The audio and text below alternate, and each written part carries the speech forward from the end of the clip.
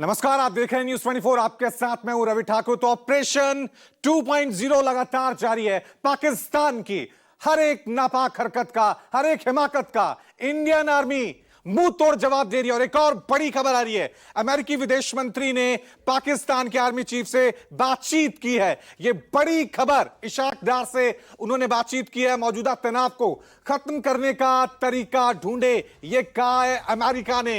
भारत पाकिस्तान को सीधी बात करनी चाहिए, तो अमेरिका की तरफ से यह कोशिश की जा रही है। पाकिस्तान में बातचीत की है सरकार से कि दोनों को इन हालातों को खत्म करने के लिए बातचीत करनी चाहिए। तो एक के बाद एक बड़ी खबर सामने आ रही है, क्योंकि पाकिस्तान लगातार नापाक हरकत करता हुआ नजर आ रहा है। अब इस बीच अमेरिका की एंट्री भी हुई है। अमेरिका ने पाकिस्तान सरकार से बातचीत की है। अमेरिकी विदेश मंत्री ने पाकिस्तान से बातचीत की है कि हालात नियंत्रण में रहें। पाकिस्तानी विदेश मंत्री इशाक डार से बातचीत की है। मौजूदा तनाव को खत्म करने का तरीका ढूंढने की ये इस तरह से अमेरिका की तरफ से एक रिएक्शन सामने आया है, स्टेटमेंट सामने आई है। लेकिन अभी भी दोनों देशों के बीच तनाव लगातार बरकरार है। सीधा रुख करते हैं, मेरे वरिष्ठ सहयोगी संजीव त्रिवेदी हमारे साथ बने हुए हैं। संजीव, जिस तरह से पाकिस्तान एक के बाद एक हिमाकत कर रहा है और भारतीय सेना की तरफ से मुंह तोड़ जवाब दिया जा रहा है, उन सबके बीच अमेरिकी विदेश मंत्री पाकिस्तानी विदेश मंत्री से बातचीत करते हैं। इसे किस तरह से देखें? अमेरिका की कोशिश देखें, वाकई अमेरिका चाहता है कि भारत और पाकिस्तान के बीच हालात सामान्य हो, या फिर पाकिस्तान को एक सीख दी जा रही है कि रुक जाइए, नहीं तो अंजाम बहुत बुरा होगा?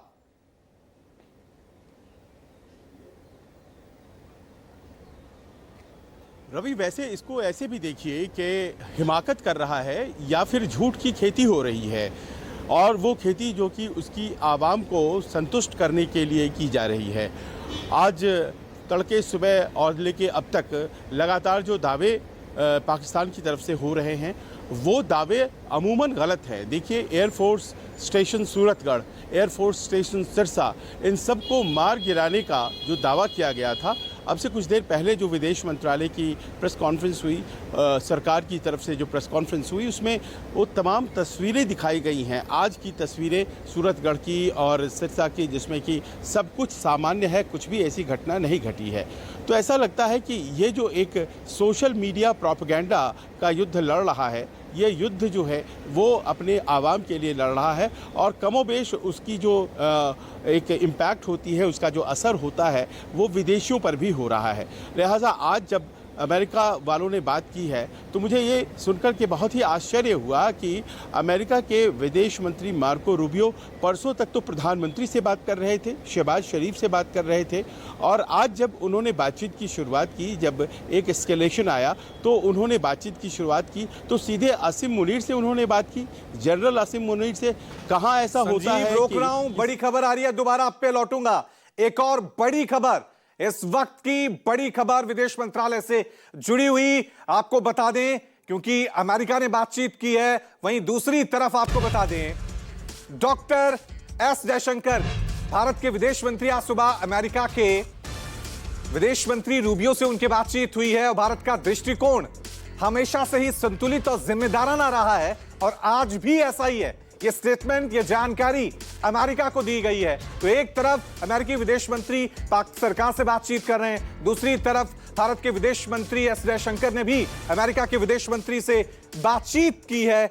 अब देखना यह है कि अमेरिका जो अब यहां पर मीडिएटर की भूमिका संजीव निभाने की कोशिश कर रहा है। भारत के साथ भी बातचीत हो रही है, पाकिस्तान के साथ भी बातचीत हो रही है। अमेरिका वाकई में कुछ कर सकता है, और उस अमेरिका पे हम भरोसा कर सकते हैं। पिछले दिन जो बड़ा फैसला लिया गया, आईएमएफ ने एक टेररिस्ट कंट्री को $1 अरब का कर्ज दे दिया, उस अमेरिका पे भरोसा किया जा सकता है संजीव?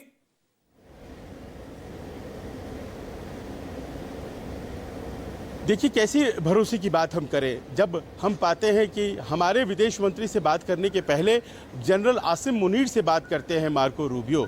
और ये अपने आप में आश्चर्य की बात है कि किसी देश के विदेश मंत्री, वो भी अमेरिका जैसे देश के विदेश मंत्री बात कर रहे हैं जनरल आसिम मुनीर से, जो कि एक ऐसा जनरल है जो कि दुर्दांत है और आतंकवादियों की श्रेणी में आता है, और उससे बात कर रहे हैं। बाद में उन्होंने हमारे विदेश मंत्री से बात की और हमारे विदेश मंत्री से बात करने के बाद कोरम को पूरा करने के लिए उन्होंने इशाक डार से बात की। ये सिर्फ कोरम पूरा करने वाली बात थी क्योंकि आज की तारीख में जनरल आसिम मुनीर ही पूरी तरह से पाकिस्तान को चला रहे हैं। वो आसिम मुनीर ही प्रधानमंत्री हैं, वही आज की तारीख में विदेश मंत्री हैं। और ऐसा लग रहा है कि अमेरिका ने एक बहुत ही गलत अप्रोच अपनाया है। उन्होंने IMF की जो बेल आउट राशि थी वो दे दी उन्हें, और इस बात के बावजूद कि उस राशि का इस्तेमाल आतंकी गतिविधियों में पाकिस्तान कर सकता है, और उस राशि को आवंटित किए हुए घंटा भी नहीं बीता था कि उसके पहले ही सब कुछ यहाँ पर उलट पुलट हो गया और एस्केलेशन के अगले लैडर पर पाकिस्तान चला गया।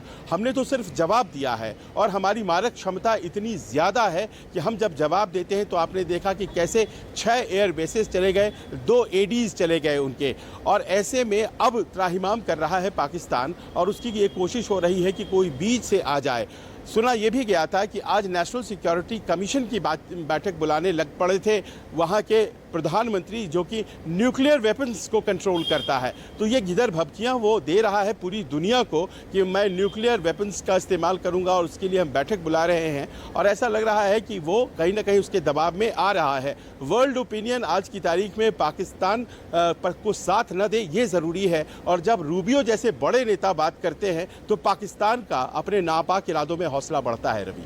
और साफ तौर से, क्योंकि जिस तरह से पूरी दुनिया में डिप्लोमेटिक तौर पे भारत ने एक के बाद एक स्ट्रेटेजी रची थी, वो आगे बढ़ी थी, किसी भी मुल्क ने पाकिस्तान का साथ नहीं दिया था। और इस बीच एक और बड़ी